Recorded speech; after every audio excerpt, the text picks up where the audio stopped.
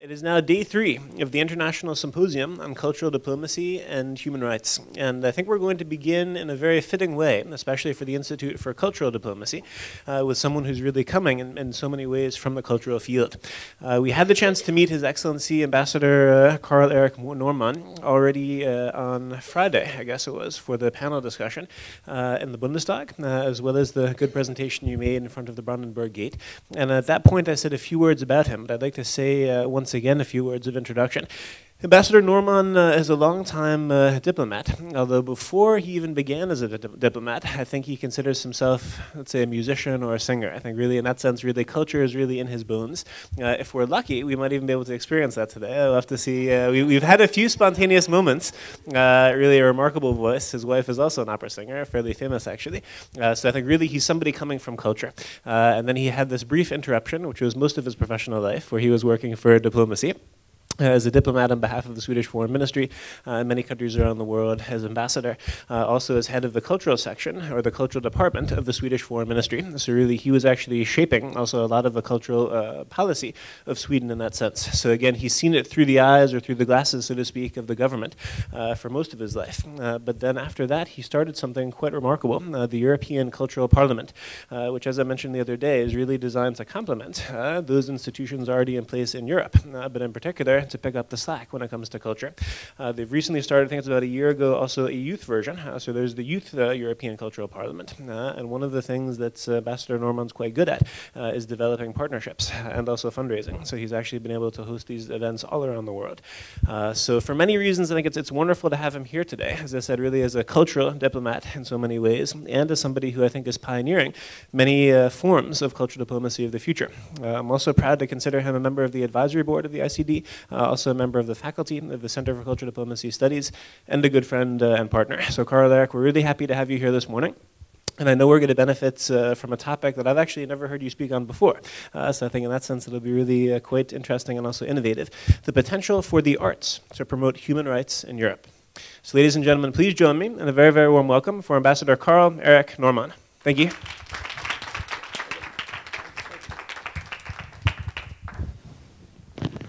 Thank you very much. Until a few minutes ago, there were only ladies in the audience, and I was going to start by saying ladies, which of course is my favorite audience. Anyway, ladies and the gentlemen are also welcome. Happy to see you again. Very good to see you. And I will try to dwell a little bit on this interesting subject. It's so big. We could go into the future because, as you mentioned, you spoke about the possibilities of arts. But I think being not anymore the youngest, I have a tendency to look at things a little bit in a historical perspective in order to somehow support ideas and in order to make things a little bit clearer. So history, I think it's another argument for looking back. It's in the membership of my organization, the European Culture Parliament, we have quite a few historians. I consider them very much to be, if not artists, at least cultural personalities, because they are very instrumental in the way to present what has happened to humanity before now, and also to help us that way to see what is coming after now. So historians are indeed belong to the cultural sector. Now, the first question to ask, of course, perhaps somebody has already answered that question in these few days of the symposium that you have had. Who invented human rights? Well, I guess if you are an agnosticer like me, you don't necessarily believe that God invented human rights, but rather that somehow, like most other things in life, there were people thinking, starting to reflect about the rights and duties of the human beings. The historians can certainly help us to see the development of human rights through history. And not surprisingly, you will find the concept human rights mentioned already in the old times of Babylonia or Mesopotamia 3,000 years ago. So people down there at the time in these big power, they were very much aware that citizens should have certain rights. Now, in the next step, of course, is to ask what did the old Greeks say? Because after all, they gave us very much of the foundation of our present civilization, and they did a lot of thought on human existence, and of course the big champion among them, apart from Plato and Socrates, is Aristotle. And Aristotle dwelt quite a lot on human rights, and he defined it also, that it is, I'm sure somebody of you may be a philosopher, and you are very well aware of his theories. Of course, he definitely said that each person is born equal and so on, and each person has the human rights, the freedoms, etc. Unfortunately, at that time, he did not include the slaves, and he did not include the women. So this was the including. Let's first getting rid of slavery is of course one step, and the emancipation of women is the second step, which comes much, much later. You will find the same thing in the Roman Empire. After all, Rome, they built up very much of our legal ground. Roman law is still very much the foundation of European and American and global the global state of law and rule of law. As we always consider when we define democracy, we always say you have had the right to vote, you have the freedoms, all the freedoms of speech and so on, and you have to have a state of a rule of law where this is all regulated. They did that very well, but they also forgot about the slaves and the women, as you know. Now, then in the second, or the next step, I would perhaps say is, and the most famous step at least, is then Magna Carta, which is 1215, I think. And this was very much this was an effort by the English or the British at the time to define the rights of people. And it was particularly, it was to some extent an effort to resist the power of kings and knights and aristocrats to tax people too much. And thus more or less depriving them of their means of living. So this was one of the aspects, but the Magna Carta stands there very much as a pillar for human rights. Then, of course, the Glorious Revolution and the Bill of Rights, which came as a consequence in 1688, 1689, is another milestone in the development of human rights. But the real breakthrough for the idea of human rights is, of course, the Enlightenment period in the 18th century and into the beginning of the 19th century. And here it is important to say we are slowly coming into the theme of today, where do the artists and authors and cultural personalities come in? What do they contribute?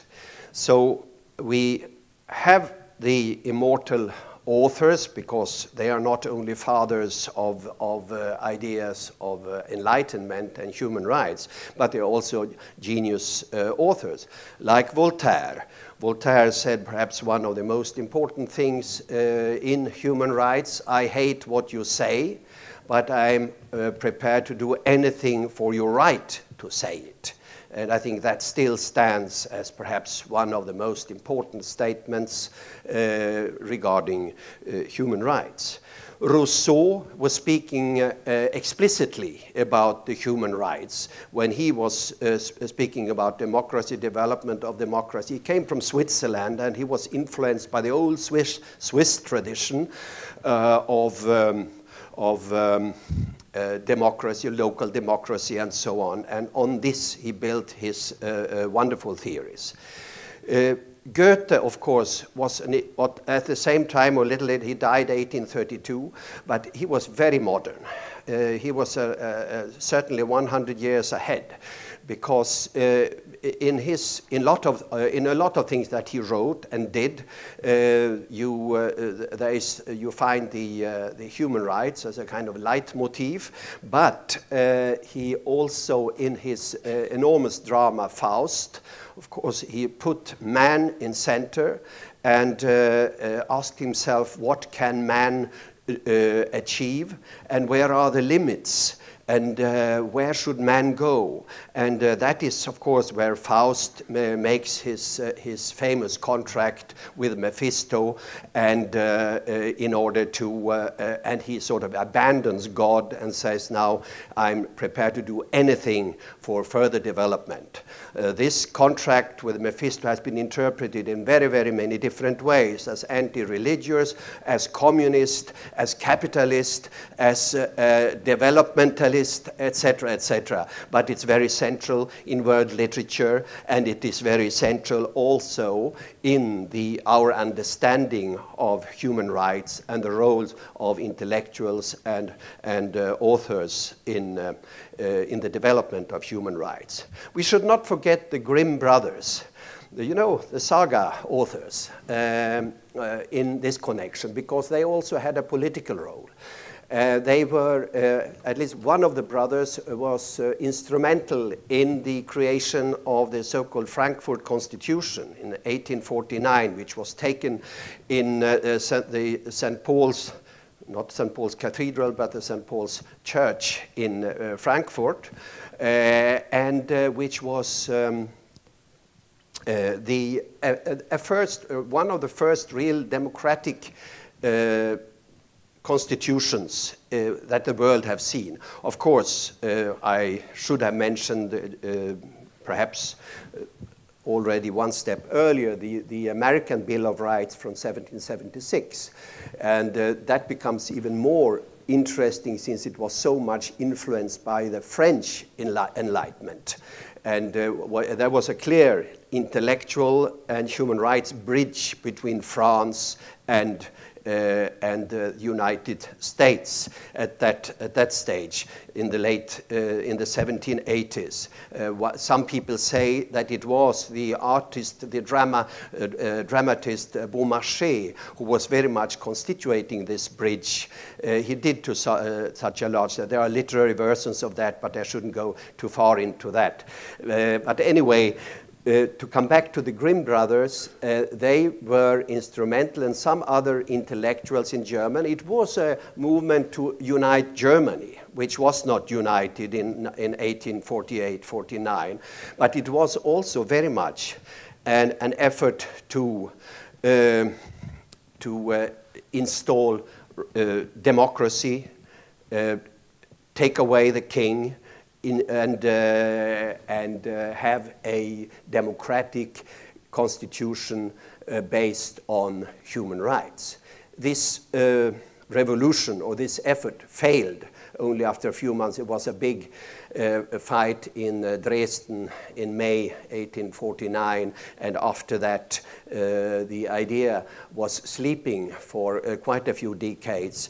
German unification came rather through the sword than from the book.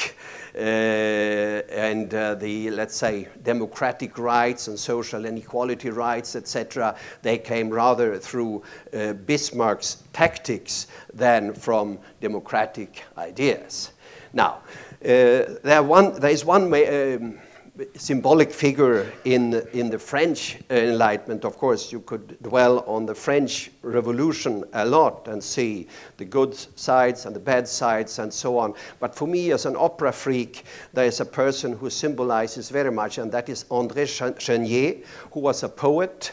And the Italian composer Giordano has written a wonderful opera called Andrea Chenier about this fate, because he was fighting for the rights of people against the extremely rich aristocrats, etc.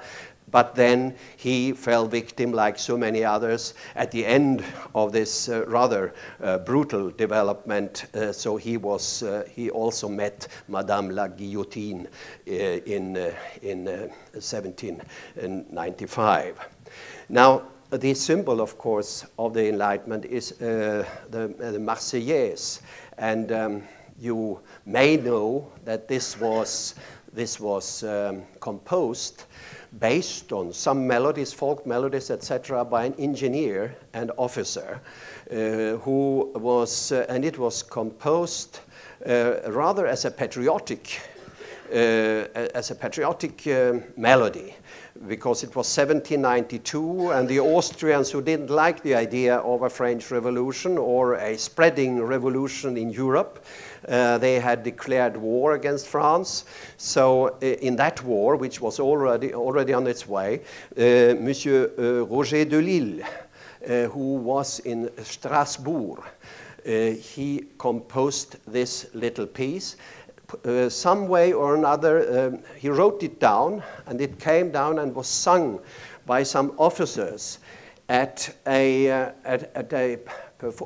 event in Marseille later that year.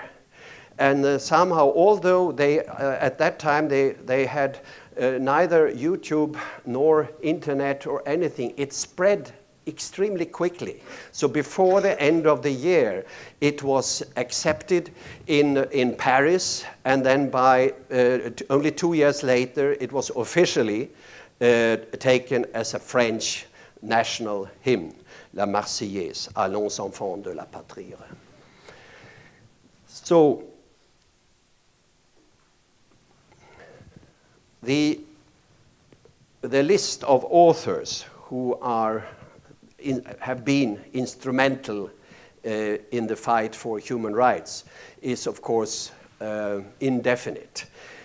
So I just put some of the very heavy names here in order just to remind you, and also to recommend you, if you are not already very familiar with all of them, just to look into their works.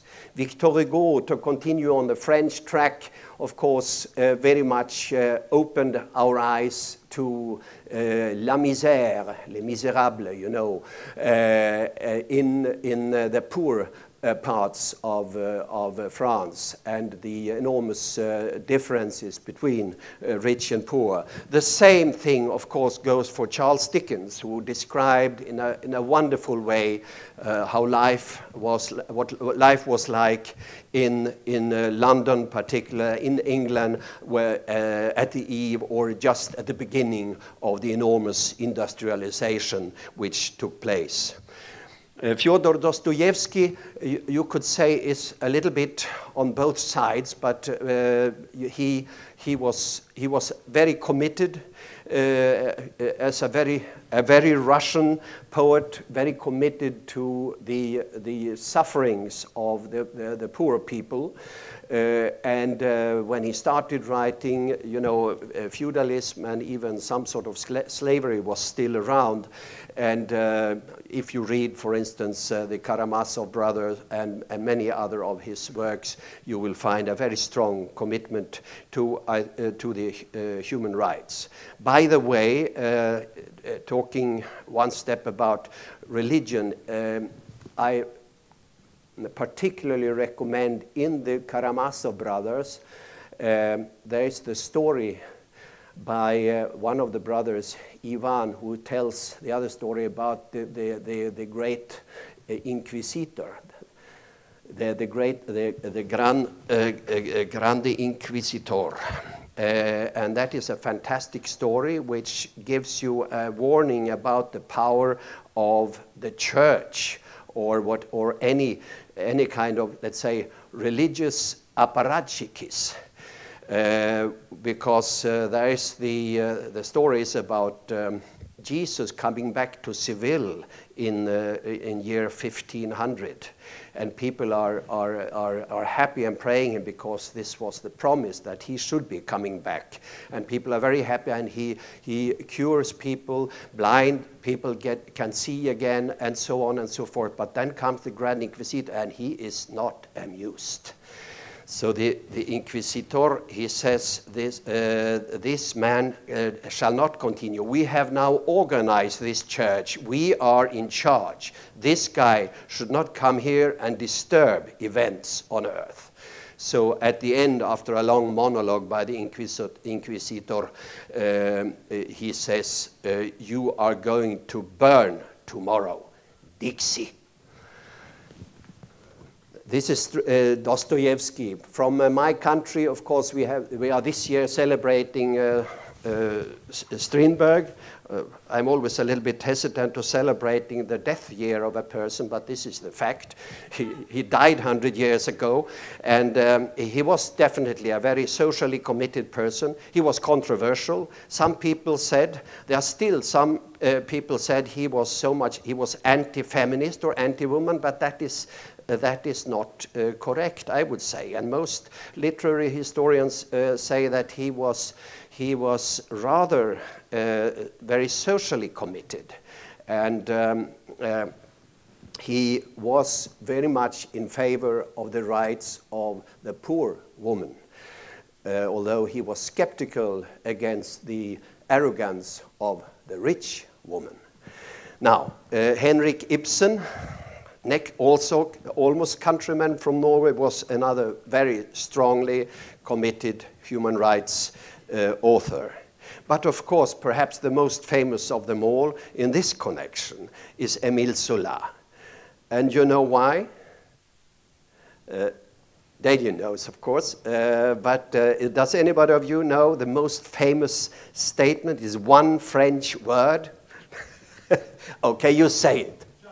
J'accuse, exactly, j'accuse. He said, he wrote in a famous article, he was of course a very established artist or author. So it was like if a famous Nobel Prize winner today would involve himself in a daily political business. And this was the business today. In 1897, a French officer of Jewish origin called Albert Dreyfus had been accused of being a spy for Germany, I suppose, or for at least it was an espionage trial against him, and he was condemned to the Devil's Island, the famous one, you know, from Papillon and so on, later on. Anyway, the intellectual French and cultural France, they were aware that this was a pure anti-Semite trial. They simply wanted to make a case against a Jew. So he wrote this article, J'accuse. How do you say? I accuse, of course. I accuse. It was too easy. I accuse. And who do I accuse? The establishment. I accuse the French establishment, the law system, etc., for this. And he succeeded. He got a movement, such a strong movement, that the trial was reiterated and Dreyfus was free. Then later on, of course, we have authors and artists fighting against Nazism and fascism. It was particularly strong, of course, here in Germany because the circumstances were so extreme. And one of the persons who noticed that first was Tomas Mann. And his step, again, was very important because he already had the Nobel Prize. He got the Nobel Prize, I think, 1927 or 28, as a prize for his famous Buddenbrooks, among other works. And Tomas Mann, he said this, I do not accept this, and he chose to emigrate, more or less the year when Hitler took power in 1933.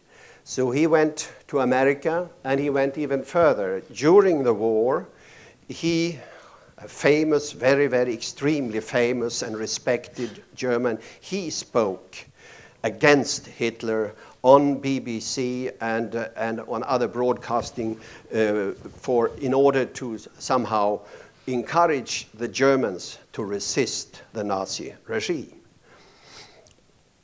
His little brother, Klaus Mann, is as famous, and he took the same step. He also emigrated, and he also fought. He went into the army against the Germans. And talking about the artists and human rights, I think he has written perhaps the most interesting play about about human rights and the dilemma, the artistic dilemma. You know, it's almost a little bit like should you play in the European Championships football starting now in 4 days? Should you play there in spite of the fact that we are not happy with the regime of Ukraine? You know, the artistic dilemma, shall I go on playing, singing, and so on already, although my regime or the politicians are such bad guys? Because an artist, I know that, very often have the feeling that I have a mission. And this mission goes beyond politics. So politics should not really affect my behavior as an artist. And the protagonist in this drama, Mephisto, he is a famous, and it's a key novel, or it's a key drama, because the real story existed in the 30s. He was a famous artist and stage director, and he said, I'm just doing my job. I'm doing my job as an artist and as an actor, and it's important that I can go on. And now, okay, these guys, Hitler and Goebbels and so on, they are encouraging me, they are supporting me, and of course I prefer to work in an environment where let's say, where the financial resources are there, rather than having to fight for financial resources every time. So he got the money for the theater and for the productions, etc. And he came further and further into, let's say, into the arms of the regime. And at the end of the story, and you may also, there is a wonderful film made by István Szabó, the Hungarian film director. I really recommend that film. That is the end of the story. He stands in the Olympiastadion here in Berlin, alone, you know, and makes his favorite role. He did, of course, a version of Goethe's Faust, and he does his favorite role there, and has become completely a slave of the regime. So this is how it can work, and this is the always difficult balance that an artist has to draw. Either you let yourself be, let's say, corrupt yourself towards the regime, or you stick to your values. Another person who took the step of leaving Germany, and also by this move taking a very important example and making a very clear demonstration was Marlene Dietrich. She was extremely popular, and of course, Goebbels tried to invite her to Germany, to come back to Germany, and he promised her enormous farms in Pommern and houses and, you know, all sort of material advantages that you can imagine as a film star and so on. But she said, no, I don't want to work with you. Here comes then, for me as a Swede, a little bit a sad story or embarrassing story, because when Goebbels couldn't get Marlene, he turned to the great star in Stockholm and Vienna, Sarah Leander, who was the lady with a deep voice. She was singing almost like a bass singer, but she was beautiful, a little bit like Greta Garbo and so on. And she had this, and here comes again this dilemma for an artist. She had 2 children, was however divorced. She had one offer from Hollywood, and she had one offer from Babelsberg. We are speaking 1936. And of course, if you are to go to Hollywood, it's not that you put yourself on the plane and fly over there, but it's rather you put yourself on the train from Stockholm to Gothenburg, then you take the boat to New York, and then you have the train over there, and all the time with the children. And on top of this, and then you know you will be away for a long time from your relatives. On the top of this, Goebbels offered her 3 times the salary and advantages she would have got in Hollywood. So she went to Babelsberg, and she became very much the mascot of the regime. She was hardly ever forgiven for that in Sweden.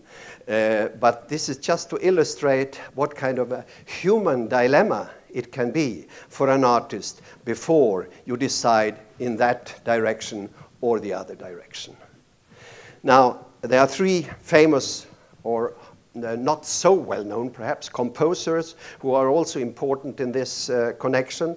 It's Erich Wolfgang Korngold, who was a very successful classical composer in the early 30s, but he was Jewish, and he took the consequences. He left in 1933, and then he made a very interesting Hollywood career as one of the most important film music composers in history. So a lot of great film music from the 30s and the 40s and into the 50s will have been composed by him. We had also Viktor Ullmann and Erwin Schulhoff, 2 wonderful composers, both of symphonic works and of songs and works for voice and orchestra.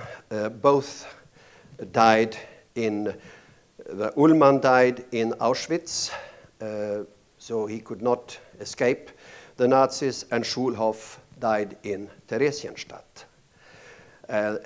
in Nazi concentration camps. Also, the long period of communist dictatorship has had some, say, symbolic figures, or people who really took the fight. As far as the Russians are concerned, well, you could mention Pasternak, who got the Nobel Prize in 1963, and who was, of course, the author of Dr. Zhivago, which is critical, but it's not, let's say, it's not as strong as Alexander Solzhenitsyn, who really went down to the core of the dictatorship he described, you know, in his books, life in the prison camps in Siberia, etc., etc. And he got the Nobel Prize in 1970, which he couldn't receive then, and he had a very tough time, then immigrated and so on. But like so many Russians, immigration for him meant more or less a paralyzation of creativity.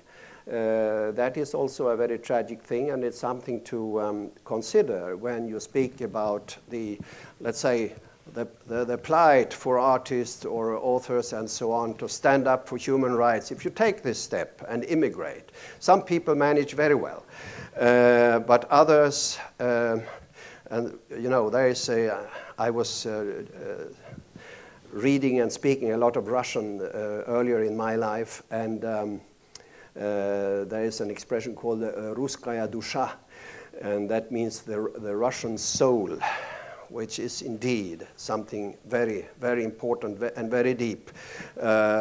You shouldn't generalize too much, but I think when you are very much part of this Russian soul, it may be difficult for you to feel inspired to write as well as you did before. So this was the fate of Solzhenitsyn. He came back after the fall of the Soviet Empire in the 90s. Václav Havel, of course, you all know, a famous author and a fighter against the communist regime in Prague.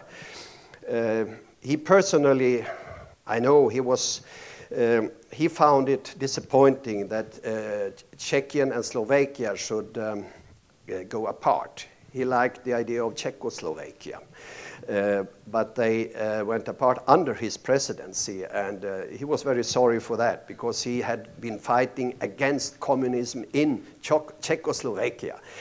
Anyway, he remains a symbol. He became the president, and he became a very one of the big symbols of human rights in the last part of last century.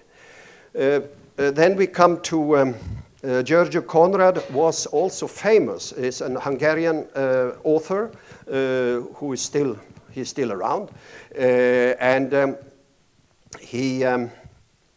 the problem with him, well, you know, he got a lot of prizes, among others because he was so strong against the regime and so on. But only 7 years ago, there was a trial, or a civil process, perhaps you should call it rather, where people say, you were not that mighty fighter against it because you had some deals, let's say, under the table, or you had 1 or 2 deals like that, which made it possible for you both to live in Hungary and go on writing, and to have a good time in West Berlin when that suited you, because he had scholarships from DAAD here in Berlin, and he could commute, so to speak. But he will go to history, I think, anyway, as one of the strong figures of human rights in Hungary. And then, of course, the Polish filmmaker Andrzej Wajda is a very, I think, more clearly a strong figure in the fight for human rights in Poland in difficult times, you know, with the uprisings in the 50s, in 68, and then, of course, in 81, which then much later led to the freedom that we are all going to celebrate again in a few days' time, when everybody is going to look at Poland as host for the championships. Now, then in let's say in modern times, we have some strong symbols also. Anti-war, I guess the most, for me at least, for my generation, it's Bob Dylan and Joan Baez are sort of the heroes. Bob Dylan, of course, his anti-war songs and all his beautiful poetry to the songs, and Joan Baez, a strong a woman with a commitment, a feminist commitment and an anti-war commitment, and also let's say a protest commitment, very much a product of the 60s and 70s, how we looked at the word at the time. Another product of the 70s is Monty Python, which are, I think, they are absolutely, they are my heroes. and they, because they really put everything upside down, and they didn't hesitate to provoke anyone. I'm sure you have seen some of their products. Life of Brian, for instance, perhaps one of the most fantastic ones, or the Monty Python at the what do you call it? The bowl, the big bowl. Yeah, right, exactly. And so I think that is a world where Monty Python can write and do what they want and perform it is a world where the human rights and the freedoms are well taken care of. I think that is a statement which I would like to make. Then you will be surprised to find these two figures here, my countrymen Astrid Lindgren and Ingmar Bergman. And this is a completely different angle. But they did the following thing. Astrid Lindgren, as you all know, the author of so many books for kids, Pippi Longstockings, etc., etc. It so happened that in 1976, she was very upset that when she calculated, or her tax advisor perhaps calculated and said, you are paying 108% tax to what you are earning this year now. And she wrote about that in one of the biggest Swedish, let's say, like Bildzeitung or Sun or so, you know, a big Aftonbladet, she wrote there. And then in the same period, in the spring of 1976, Ingmar Bergman, he also had tax, but he was completely, you know, very typically an artist. Money didn't interest him. He earned money, yes, but he had a lawyer and a tax advisor who took care of that for him, so he didn't have a clue what's happening about, you know, paying taxes and so on. But all of a sudden, in the middle of a rehearsal in Dramaten, the Dramatic Theatre of Stockholm, in the middle of a rehearsal, two policemen are coming in, interrupting the rehearsal and say, Mr. Bergman, please follow us. Just from out of the air, you know. This was a shock. He was in a psychiatric clinic for 2 months because he was completely shocked and so on. And then he thought that the process had been won, but then the tax authorities came back and said, now we are going to repeat this again. And then he said, no, I can't. So he emigrated for a few years down to Munich, of all places. He spoke German, so that was one of the choices for him. He went to Munich, but these two things happened in the spring of 1976. In September 1976, for the first time in 44 years, the Swedish Social Democratic Party lost the elections. And these two persons were, many people say, in, let's say, a perspective analysis, that these two persons were instrumental in this change. So it's another aspect of human rights, although you may have understood from my speaking that I am rather inclined to the social democratic part, sort of, but I think this was a very shameful story. And they revealed it, and it had consequences. And today, just shortly, some of the symbols. I was very proud for a few years to have Anna Politkovskaya as a member of the European Cultural Parliament, a wonderful lady, author, journalist, and so on, who really told the truth about, let's say, Russian atrocities down in Chechnya. And as you all know, she was murdered in her home I know it was on the 7th of October of 2006, because it was the day before the birth of my granddaughter. So I will never forget what day it was. Now, anyway, this was, of course, a very brutal reminder that things are still not well in Russia as far as human rights are concerned. I have spoken in other connections about the difference because I served in Moscow in some year in the 70s, and I visited Moscow last year for the first time in 30 years. And I must say, of course, there's an enormous change, and also there is improvement, because at the time you couldn't walk around without having the feeling that KGB is around the corner. And it was not only the feeling, KGB was around the corner, at least if you were a foreigner, and at least if you could speak Russian. And at least if you were speaking Russian with the wrong persons, you could bet that the KGB was around the corner.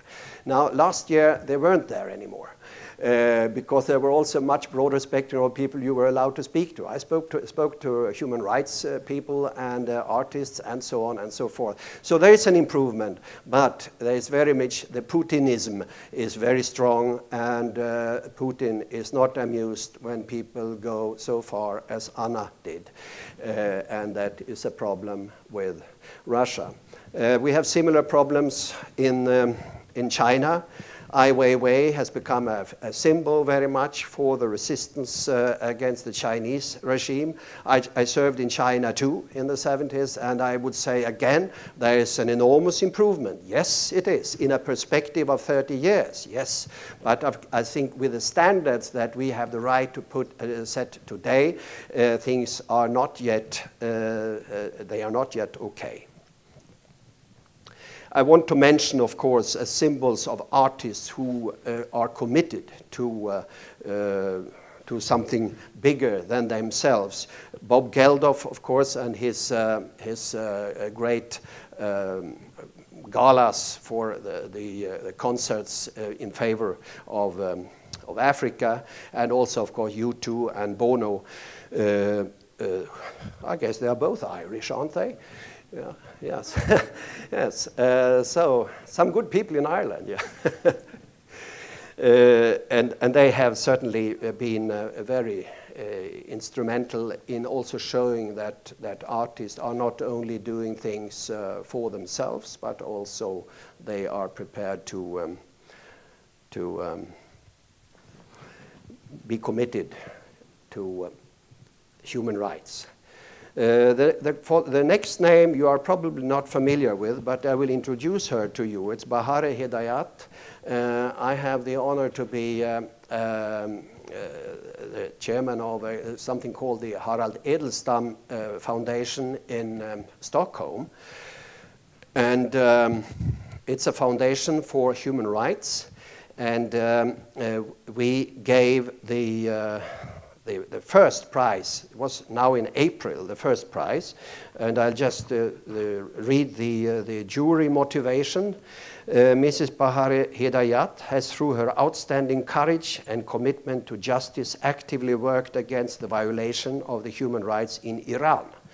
Despite of serious warnings and threats from the regime's security and intelligence forces, she has repeatedly risked her own life and freedom when defending the human rights. She has been arrested upon several occasions and is imprisoned right now for these reasons. She couldn't attend the ceremony, so a friend of hers had to receive the prize. The Harald Edelstam Foundation considers her a prisoner of conscience, and in consequence respectfully ask the authorities of Republic of Iran to set her free. That has not yet happened. You will not be surprised. But anyway, she's an author and journalist, and she's just 32, and a very impressive and inspiring lady. A word about Harald Edelstam. It was an older colleague of mine whom I happen to know also. You know that for Chile, 9/11, Chile in South America, 9/11 has another dimension, because 9/11, 11th of September 1973, Pinochet made the military coup against Allende. And in direct consequence of that, he put all people who are sort of left of the center, trade unions and activists and so on, in a stadium. Many people died, many people disappeared, and so on. The Swedish ambassador at the time was Harald Edelstam. And he just didn't accept, he didn't have any instructions from Stockholm or anything like that. He just said, I can't accept that. So he went to the stadium and he did a little bit like Raoul Wallenberg in Budapest in 1945. So he just went and said, these people, they have asylum in the Swedish embassy. And it was filled, you know, thousands of people. To the story belongs also the fact that in the Second World War, as a very young diplomat, he did a similar thing in Norway, where he saved Jews and took them over to the Swedish side.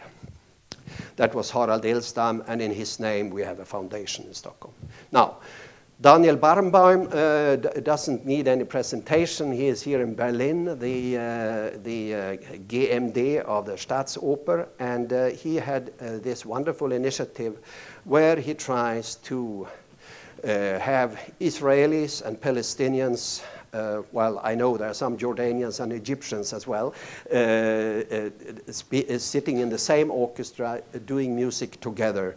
I think this initiative is really a wonderful initiative by an artist in favor of human rights and, of course, peace. Our network, the European Culture Parliament, we very often come back to the theme of democracy and human rights. For instance, a rather big session in Liverpool 3 years ago was very much on this theme, and it's inspiring to see that artists, the members, they are authors, they are musicians, they are film people, they are theater people, they are architects, visual artists, etc., etc. They are all committed to that and feel that they should have a role in fighting for human rights.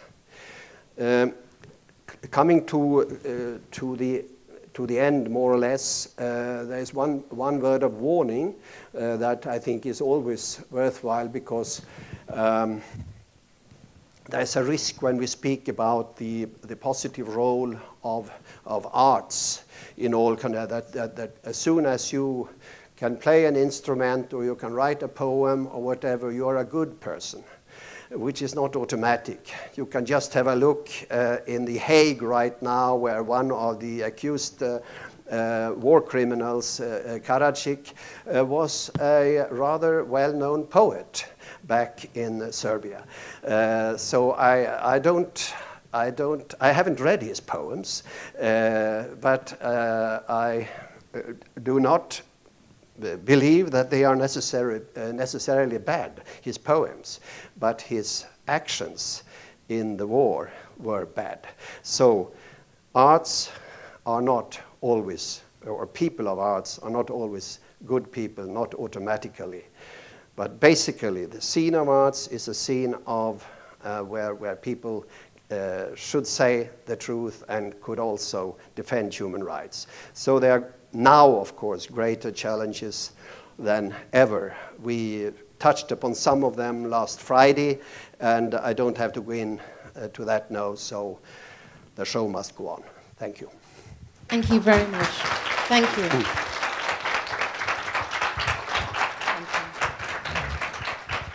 Good morning, everybody. Excellent presentation, as usual, from His Honourable Sir Karl-Erik Normann. My voice is going, excuse me. Now we'll just have a quick question and answer session. That's okay? Yep. And then after this, we'll have a small break. Okay, so first question to Karl-Erik Normann, please. Anybody? Art as cultural diplomacy, a good forum. There you are. It was interesting for me to realize that Bob Geldof, you two, and Monty Python, you've put them all in the same forum as artists, but fantastic. So first question from you. Hi, thank you very much for your presentation. Just to go in a slightly different direction, I'm interested in cultural memory, and Berlin is a kind of city where we're surrounded by cultural memory and architecture that seeks to teach us something about history and about the past, and in that way perhaps engage us with human rights issues. So I wondered if you had any reflections upon cultural memory and art and the role that might have to play within the schema that you've described today. The other question, I suppose, is kind of just came to my mind, and do you think it's possible to have art for art's sake? So is art ever apolitical, really? Well, Thank you. on the first question, I'm not quite sure if you want me to elaborate on, let's say, on the architecture or on the, let's say, on the. I didn't quite get the first. Just generally the different cultural memory practices. You spoke a bit about authors writing. Yeah. About concentration camps, etc. But I mean, in general, artists who are working on memory. Yeah. Whether that might fit into the schema. Well, I guess, well, memory starts now, doesn't it? What I said a second ago is already a memory. So you know, there's, and this is unlimited, more or less. I guess so. Each artist has to take recourse to his or her memories, experiences, joys, or terrible things, and this is part of any creative process, I think. You very often say that a really good author or a really good artist has to suffer. You know, this is one of the cliches you find in about artists, that you are much better if you are a little bit while you're almost on the edge of society, or you are too often drunk, or you have to use other drugs and so on. So suffering is a part very often of, let's say, of an artistic cliche. But then coming over to I think the cultural heritage, the surrounding of any artist will always be extremely important. You can hardly, I think it was Tomas Mann who said, you can't write good about anything that you haven't experienced yourself. And this means if you're just theoretizing about things, it won't be good. It won't land really, because you feel it's not really back in your bones, in your guts. Today, I would question that a little bit, perhaps because life is has become so much virtual. So you have virtual experiences. You have, let's say, from Facebook or whatever, you have experiences which are as real as the physical experiences which were important to us before, or to artists before. But anyway, I think you cannot just, of course there are cosmopolitan composers, cosmopolitan artists. There are very few cosmopolitan authors, because authors, they write in their mother tongue, and they write very much from their local experiences. And it wouldn't do otherwise. I think there's a chance for a dancer, for an instrumentalist, for a singer and so on, to kind of be at another, let's say, hemisphere or global level, and then the surrounding, or the ambiente, the local ambiente, so it plays less of a role. Again, talking about Barenboim's orchestra, you find, and you can take any orchestra around Europe or in America, for instance, and you will find so many nationalities in these orchestras, almost as in the United Nations General Assembly, because there are people from all over the world playing together, and they are playing then Mozart together, or Mahler together, and so on. So they are level, and that is, again, going back to Schopenhauer, for instance, he would say that, you know, you have everyday politics, you have economy, etc., but you have arts is at another dimension, another level. It's one floor above. And of course, I love that idea because I'm so much a fan of the good music and the good literature and arts. So it's not easy to answer your question in a very distinct way. But the second one, ars pro arte, I want to believe that it is possible. And in a free society, in a genuinely free society, it is possible.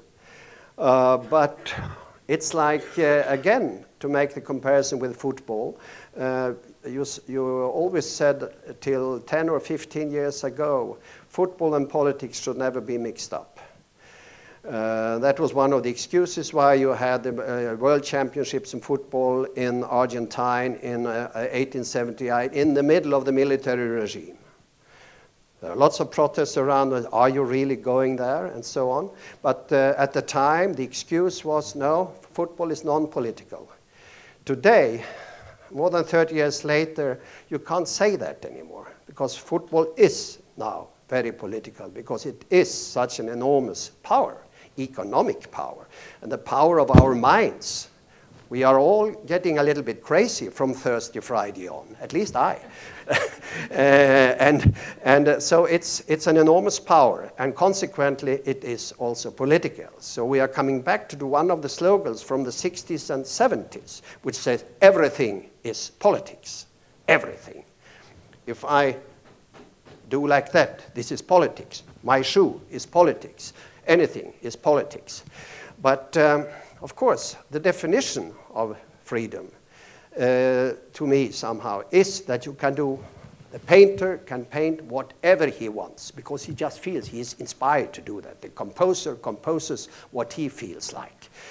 And then you come, of course, to the consequences of what you have written or composed or painted. The consequences may then be, I have a member of the ECP called Michal Chorkovsky. He's an author in Slovakia, in Bratislava, and he put it rather well. He said, before 1989-90, we had communist censorship here in Slovakia. Now, from the 90s on, we have the market censorship. So if the market, the big market, does not accept what I write, well, I can forget about selling it, I can forget about living from it. So the market is also a very tough censor. I was speaking to a publisher the other day back in Stockholm, and he was rather desperate about the situation for bookstores in Stockholm. You know, it's a little cultural area. We have only 9.5 million people in Sweden and so on. So if there's a tendency of monopolizing bookstores, or if people are ordering all their books through Amazon, and so on and so forth, well, it becomes very difficult, which of course limits the number of books published. And at the same time, increases the number of books sold of one person who happens to be hype somehow. Well, next question. Daniel. Sorry, another Darnell. Well, before anybody thinks I'm a walking dictionary, there's a reason why I knew about the article that was written by Emile Zola in defense of Alfred Dreyfus in the 19th century. And it's because I'm from the first television generation. And as an adolescent, I watched television literally from morning till night until they signed off. And a lot of times what happened with television in the beginning was they showed a lot of old movies, and there was a movie about the Dreyfus affair. And I know the people who starred in it. Jose Ferrer played Dreyfus, and Paul Muni played Emile Zola. What struck me at that particular point, and years later I read things from Emile Zola, Nana, and Germinal, and so on. But what struck me about that movie, and later the works of Emile Zola, was my own plight as a black person living in America.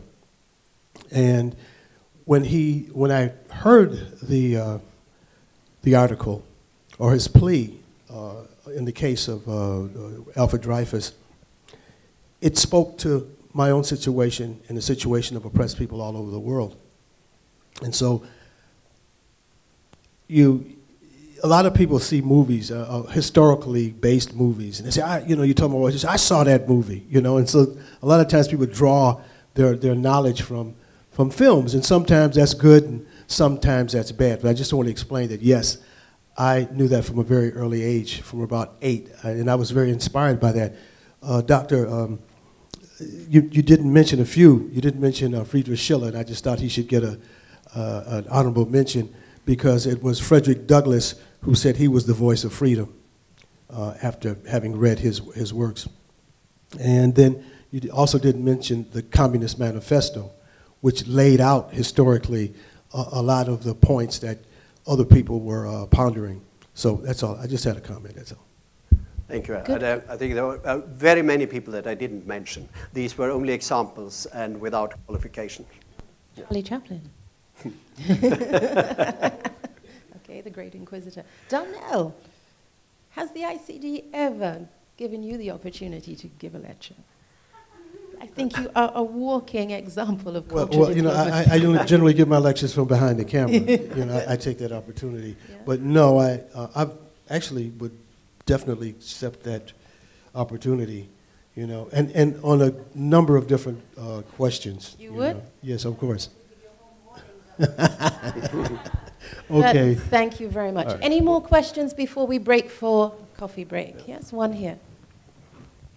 Would you mind standing? I've got 2 comments, and not so much questions, but maybe you want to respond to them anyway.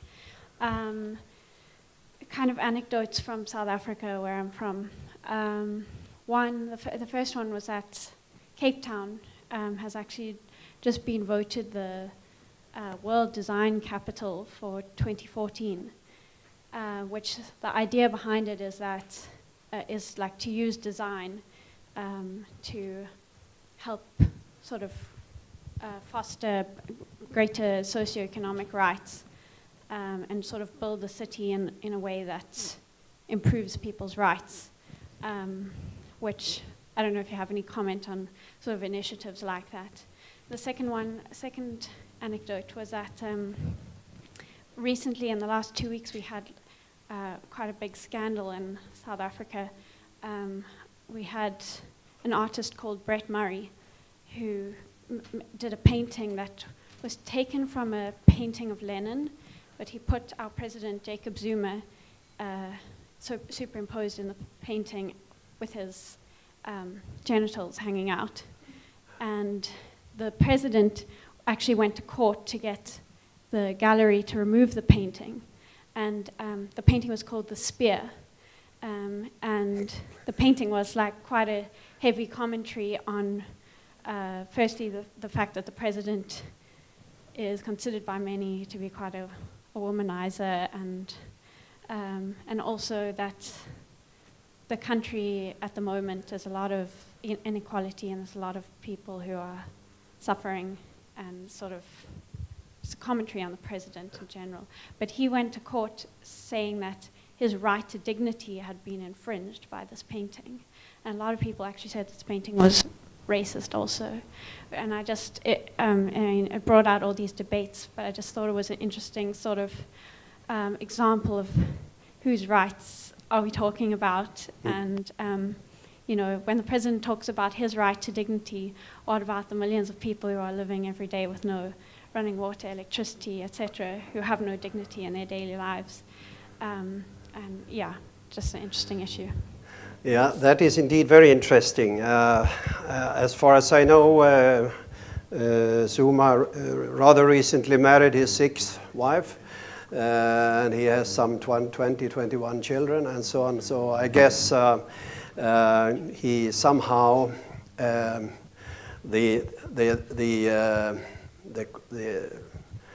he has become a symbol of, let's say, a macho type politician, hasn't he? And I think particularly that type of politician should have a much higher tolerance than you and me, level or threshold of tolerance. Because if we were to always say the right of the president, or the right of Mubarak, or the right of Wen Xiaobin, or the right of Putin, or whatever, I think then we are limiting the freedom of expression of artists to a very very low price. So I'm very much in favor of the artist, his or her right to produce the piece of art that he wants or she wants. Is it a he or she? I forgot. It's a he. Yeah, yeah, right, exactly.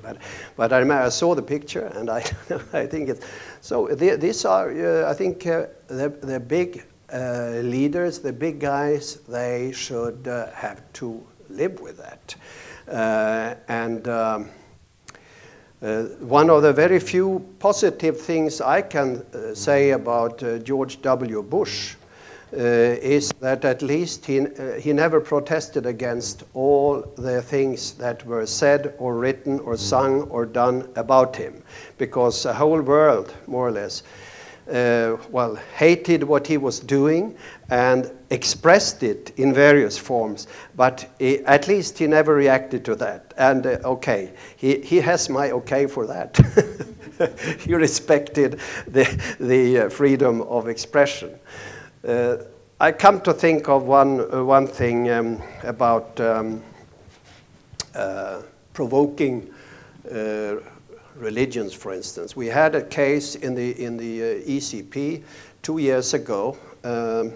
There were some artists in Moscow who had been accused, and it was a trial, and they were condemned, and they got a few years of, or at least the verdict was a few years of prison for insulting the Orthodox Church, more or less. Then there were two commissioners, one of the Tretyakov Gallery, the other one from the Solokhov Museum in Moscow. They made an exhibition which consisted only of a long wall like this. And so the visitor to the exhibition had to walk along the wall, but then every 2 or 3 meters there came such a little hole where you could peep in and check, and there you would see the piece of forbidden art, which had been was the reason for the verdict before. So one after the other was exposed. It was not exposed like this beautiful piece of art there, but only like this you could see it. I think the message was excellent. And but these two guys were then also went to trial. But there was then a protest movement among artists and so on, and we made a strong resolution from the European Culture Parliament, etc. And, well, at least they are on free foot now. I met them in Moscow last year. So that's... Thank you. Wonderful expression of art from Karl-Erik Normann. Another round of applause. We're going to have a 10-minute break, and then could you please meet us in the mini studio over there for the official interview with Dr. Patricia. Okay, so another round of applause. Thank you very much. Thank you.